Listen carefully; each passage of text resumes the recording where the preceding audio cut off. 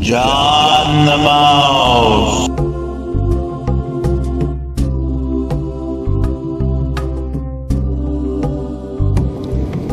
Let's head up to the next deck and take a look at the museum.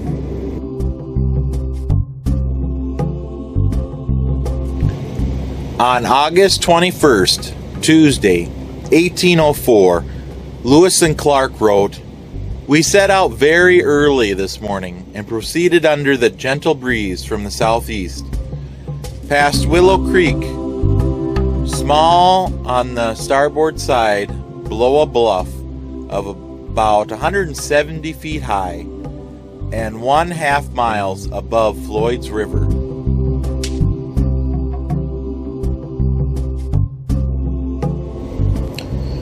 This wooden canoe was hollowed out by hand from a single log. I wonder how long it took to do the work."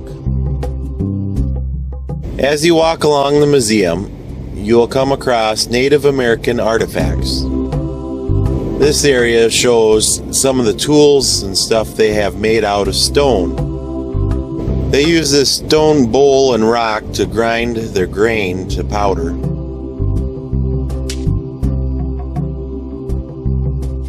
Now we come to a section here where they start talking about the early settlers. As you can see, there's a voice tube. The first settlers that come into the unknown land is the trapper. These trappers would start in the fall, baiting their traps and work it all through till springtime. And then in the summertime, they would make their way to a trading post to sell their furs that they caught. Forming beaver hats. A few years after U.S. government purchased the Louisiana Territory, American trappers advanced up the Missouri River.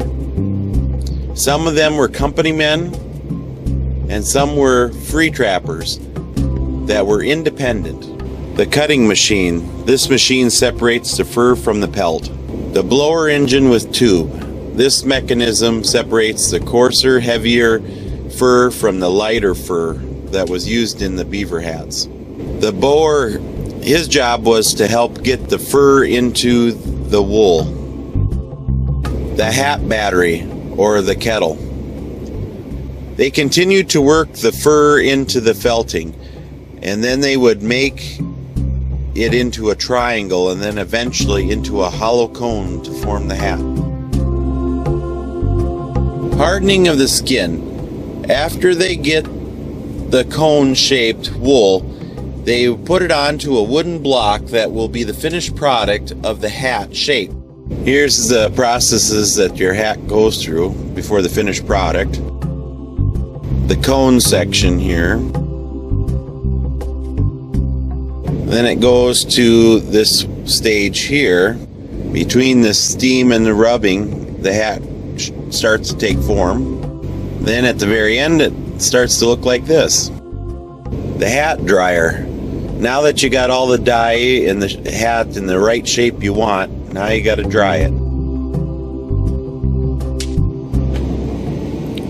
In 1803, President Thomas Jefferson sent an expedition commanded by Lewis and Clark to explore the newly acquired Louisiana Purchase, to seek an all-water route to the Pacific Ocean, and to make peaceful contact with the native people.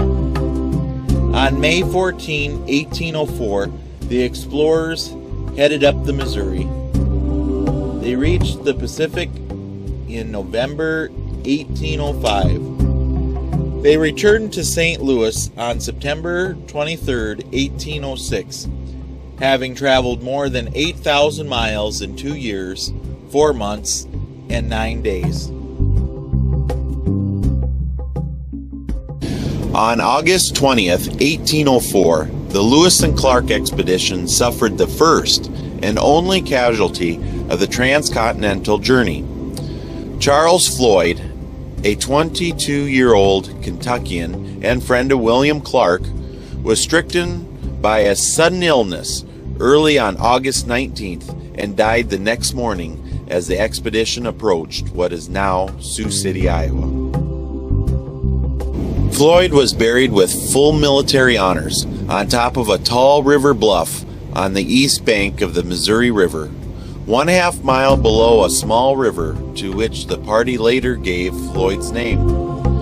A crude cedar grave marker inscribed with his name and date of death was placed to mark the passing of the first American soldier to die in this country's service west of the Mississippi River.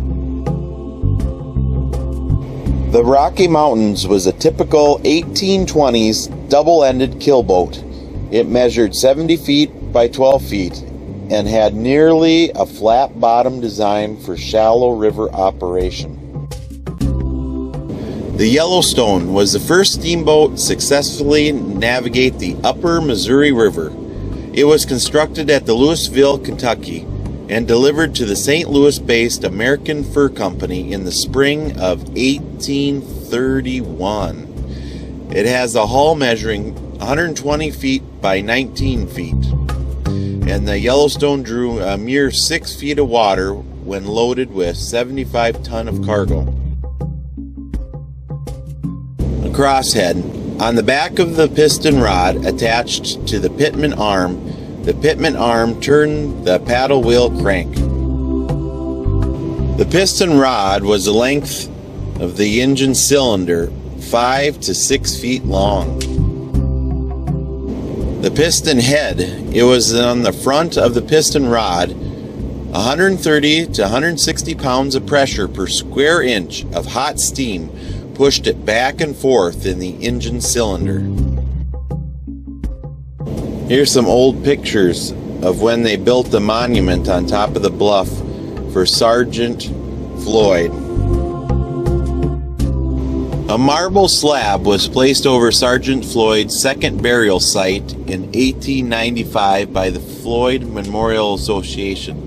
This site was 600 feet east of the original bury site that eroded away in the spring of 1857.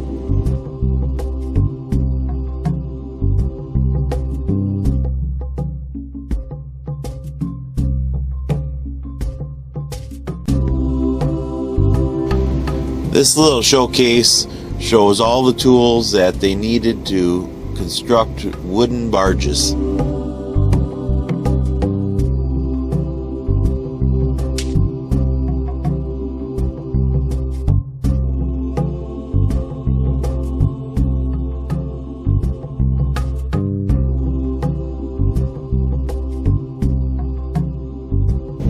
Evolution of the mountain steamboat, the side wheeler.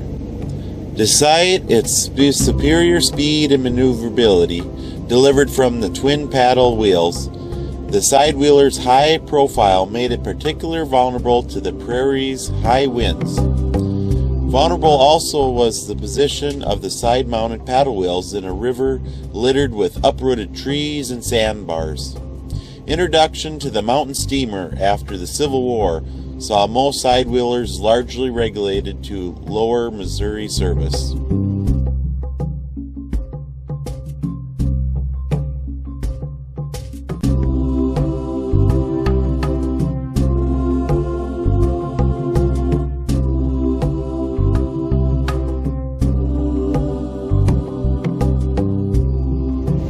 The light draft sternwheeler.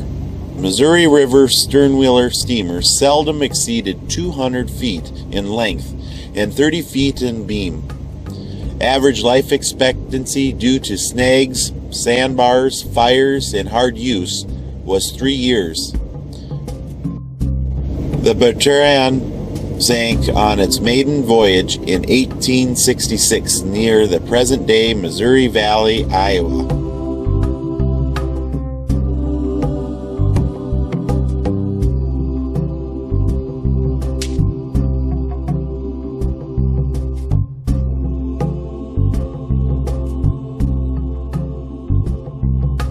This model represents a shipyard building barges.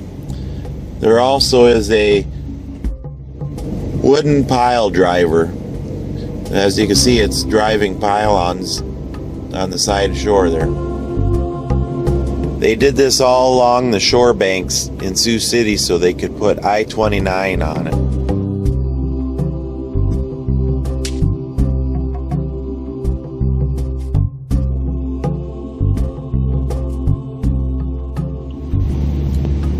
The Far West was a typical 19th century Missouri River freight carrier. It was constructed in 1870 near Pittsburgh, Pennsylvania. It was specially designed for the upper Missouri trade. Its 190 foot by 33 foot hull could float 187 ton of cargo and passengers in as little of 3 feet of water. The Far West enjoyed a colorful career on the Missouri. In 1872, it raced the rival steamboat Nellie Peck from Sioux City to Fort Benton, Montana, and back. Covering a distance of over 2,000 river miles, it beat the Nellie back to Sioux City by just 4 hours. 4 years later, the Far West served as hospital ship for George Custer's the 7th Cavalry during the ill-fated campaign against the Sioux Nation. Captain Grant Marsh set a river speed record by carrying 52 wounded soldiers 920 miles to Fort Union, North Dakota in less than 54 hours. Unfortunately, the Far West suffered a typical Missouri River steamboat's fate. On 20th of October, 1883, it struck a sunken tree and sank near St. Charles, Missouri. This vessel successfully duty as a ferry boat between Sioux City and South Sioux City until it sank by ice during the winter of 1879. Salvage boiler and the paddle wheel were removed from the crushed hull during the winter for installation in a ferry boat Andrew Bennett. Extremely low water conditions during the winter of 1989 exposed the wreck. Ferry boat relics. The item here are salvaged from the remains of the steam ferry boat Hiramwood, discovered near this location in January of 1989.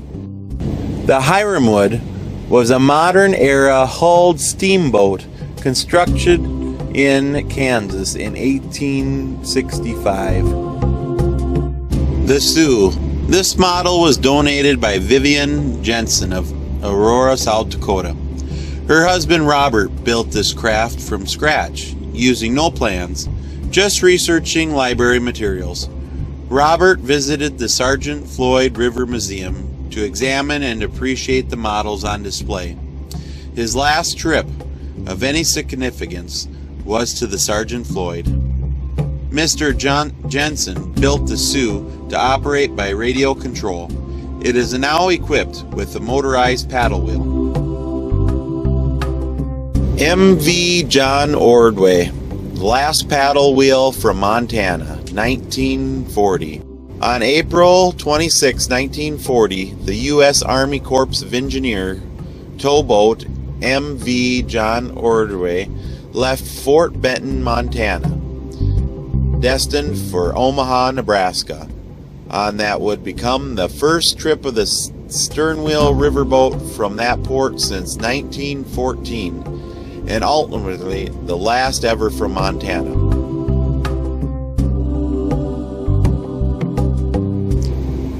The John Ordway, a diesel-powered sternwheeler, towed 4 wooden barges, lightly loaded with construction equipment from the Fort Peck Dam, when under construction.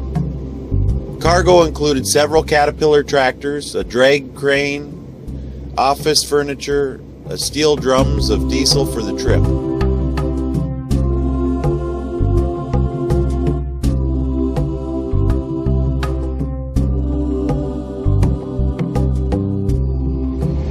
Nearly a century has passed since the great river boats churned the waters of the Missouri and the Mississippi rivers. While many people have an idea what these boats look like, ideas fashioned largely from Hollywood. Modern paddle wheelers' records of the exact appearance of old stern wheelers and side wheelers are scant. Photographs from the periods are not the best, and construction drawings are virtually non-existent.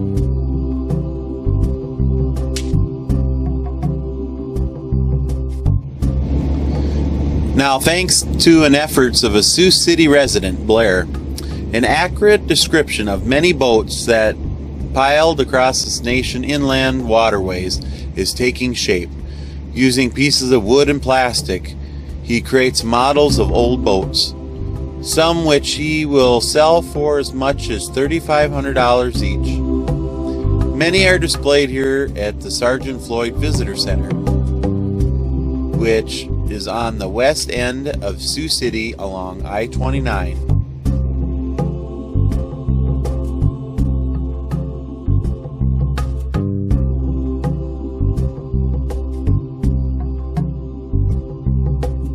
Thank you for watching my video. I do have more for you to view. Just press on the button. And if you'd like to subscribe to stay up to date, you can push that button too.